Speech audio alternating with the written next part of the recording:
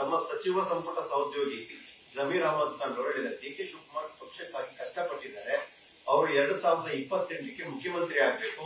ಈಗ 2028ವರೆಗೆ ಸಿದ್ದರಾಮಯ್ಯವರೇ ಮುಖ್ಯಮಂತ್ರಿ. ಎಐಸಿಸಿ ಅಧ್ಯಕ್ಷರ ಮನೆ ಮುಂದೆ ನಿಂತ್ಕೊಂಡು ಹೇಳ್ತೀನಿ ನಾನು, ಅವರೇ ಮುಖ್ಯಮಂತ್ರಿ ಹೇಳ್ತಾರೆ. ಬಹಳ ಸಂತೋಷ. ತಪ್ಪೇನಿದೆ, ಮುಖ್ಯಮಂತ್ರಿ ಇದ್ದಾರೆ, ಇರ್ಲಿ. ನಾವು ಯಾರು ಬೇಜಾರು ಮಾಡ್ಕೊಳ್ತಾ ಇಲ್ಲ, ಜೊತೆ ಕೆಲಸ ಮಾಡ್ತಾ ಇದೀವಿ, ಒಟ್ಟಿಗಿದ್ದೀವಿ. We all are united. We continue to be united.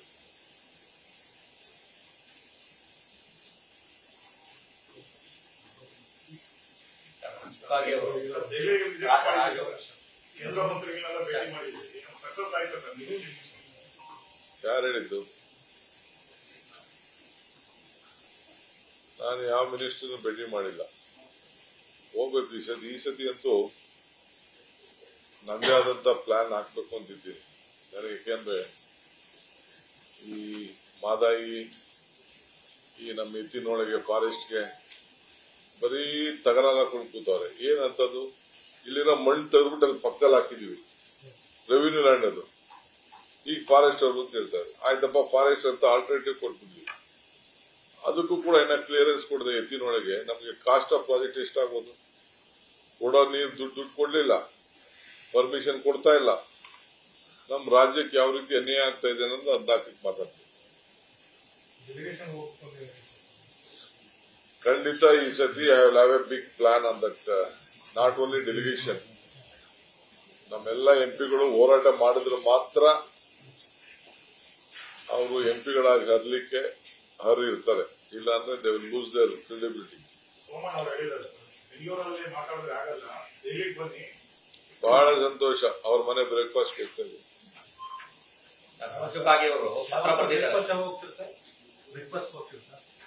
Session time ಅಲ್ಲಪ್ಪ, ಎಲ್ಲ ಎಂಪಿಗಳನ್ನ ಕರ್ಕೊಂಡು MLA ಹೋಗ್ಬೇಕಲ್ಲಪ್ಪ. ಬ್ರೇಕ್ಫಾಸ್ಟ್, ನೀರಾವರಿ ಜಲಶಕ್ತಿ ಮಂತ್ರಿ ಅವರು, ಅವ್ರು ಬಿಟ್ಟು ನಾವು ಹೋಗಲ್ಲ. ಪಾಟೀಲ್ ಹತ್ರ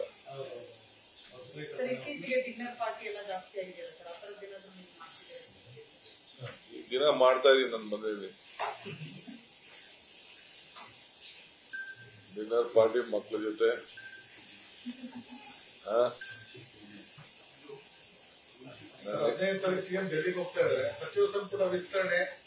ನಾನು ಹೋಗ್ತಾ ಇದ್ದೀನಪ್ಪ.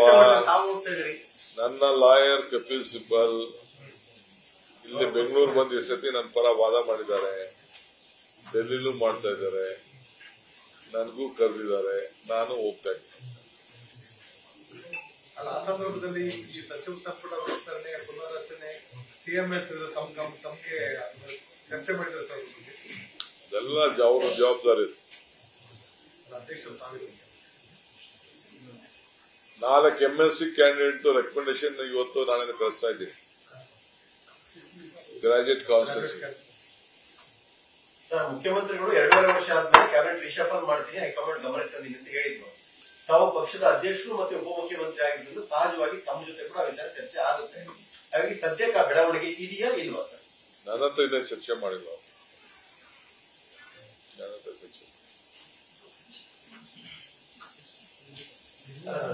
ಪತ್ರ ಬಂದಿದೆ, ಪ್ರತ್ಯೇಕ ಉತ್ತರ ಕರ್ನಾಟಕ ಕೊಡಬೇಕು ಅಂತ. ನನಗಿನ್ನ ಮಾಹಿತಿ ಇಲ್ಲ.